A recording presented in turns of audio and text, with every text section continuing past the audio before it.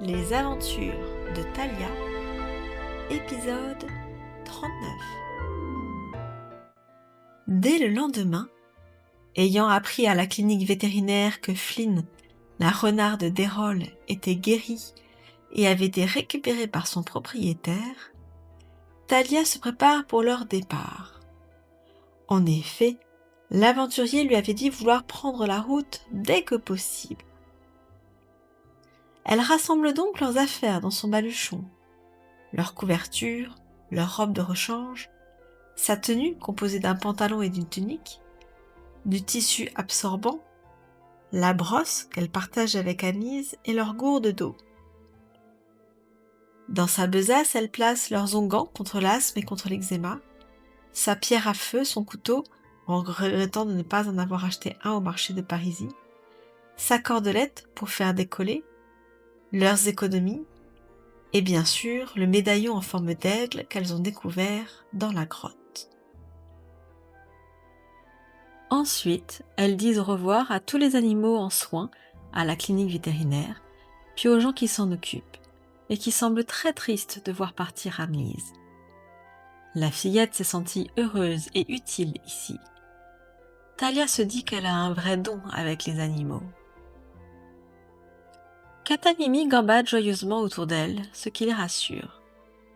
Il faut dire qu'avec Pétulia et son gnome derrière les barreaux, la ville est devenue bien plus sûre. Et c'est même un peu de nostalgie qu'elles ressentent à partir de maintenant. Elles ne peuvent pourtant pas s'établir ici. Elles atteignent l'auberge dans laquelle séjourne Errol, mais le gérant leur explique que le jeune homme est dehors. En effet, elles le trouvent en train de brosser Flynn, sa magnifique renarde géante, à côté des chevaux dans l'écurie attenante à l'auberge. « Ah, te voilà, Thalia. Je suis heureux de te revoir. »« Moi aussi, et je t'annonce que oui, j'ai pris ma décision. Après en avoir discuté avec Anise, nous t'accompagnons à la capitale. »« Oh, tu as dit « nous t'accompagnons » ? Anise ? C'est moi, fait la fillette en faisant coucou de la main. Errol a du mal à masquer sa surprise. Il balbutie. « Je n'avais pas compris que tu étais accompagnée. »« C'est Anne-Lise. Elle est plus qu'une amie, elle est comme une sœur pour moi. Nous sommes désormais inséparables. »« Ah, je veux dire, très bien, enchantée, Anne-Lise, dit Errol en retrouvant un sourire étincelant. Thalia est soulagée que le jeune homme prenne bien la chose. L'espace d'un instant, elle avait cru voir son visage se fermer. « J'aimerais juste dire au revoir à nos amis de la caserne, annonce-t-elle. « Si tu veux, je finis de bichonner Flynn et je te rejoins. Mes affaires sont prêtes. Je suis toujours prêt pour l'aventure, de toute façon. » Thalia, accompagnée d'Anise, se dirige, toujours avec Katamimi bien sûr, vers l'endroit si familier désormais pour elle, vu qu'elle s'y entraînait tous les jours ou presque depuis plus d'un mois. En arrivant, elle plaisante avec les soldats qui traînent à prendre leur petit déjeuner dans la grande salle. Thomas, son instructeur, l'attend sur le toit en terrasse, en croisant les bras. « Tu n'es pas en tenue aujourd'hui, Thalia ? » ?»« Non, je suis venu te dire que je m'en vais. » Thomas est surpris et paraît même déçu. « Comment ça ? Tu pars aujourd'hui ? » ?»« Oui, nous avons l'opportunité de cheminer avec un compagnon de route. »« Tiens, le voilà qui arrive au bout de la rue, » répond Thalia en désignant Errol du doigt. Thomas jette un coup d'œil dans la direction qu'elle indique, aperçoit le bel aventurier blond et son visage se ferme. Katamimi se faufile entre les jambes de Thalia et vient se frotter contre celle du garde-roue, comme pour le consoler.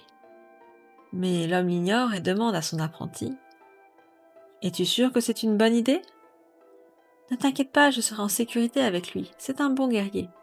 Et puis, il est temps que je retourne à la recherche de ma mère. » Thomas laisse échapper un léger soupir. Il regarde à nouveau Errol.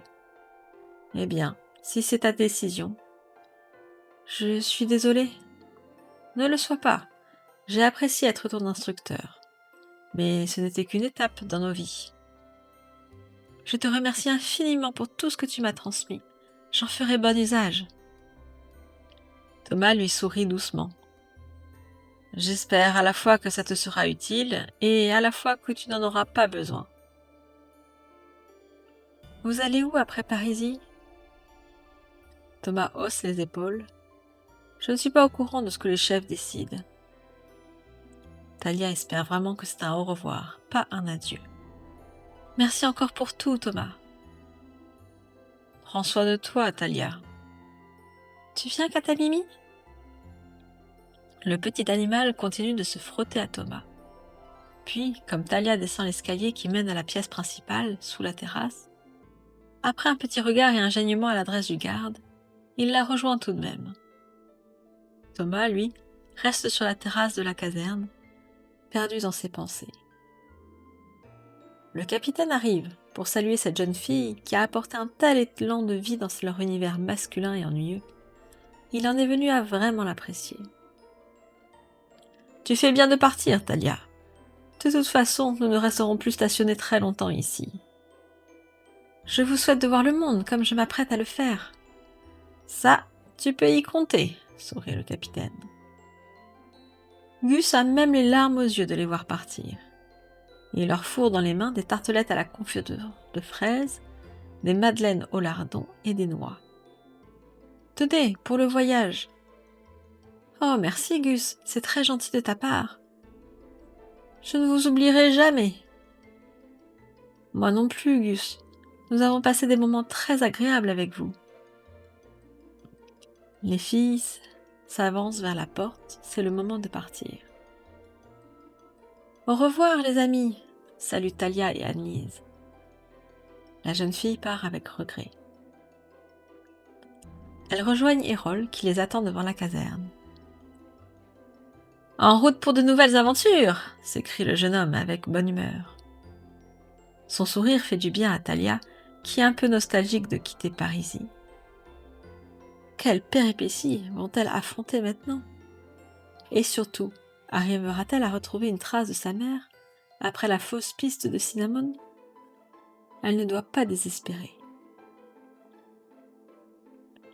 Dans sa cellule de prison, Pétulia observe la scène avec un rictus mauvais.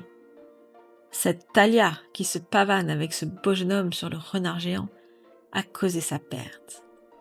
La prisonnière a soif de revanche.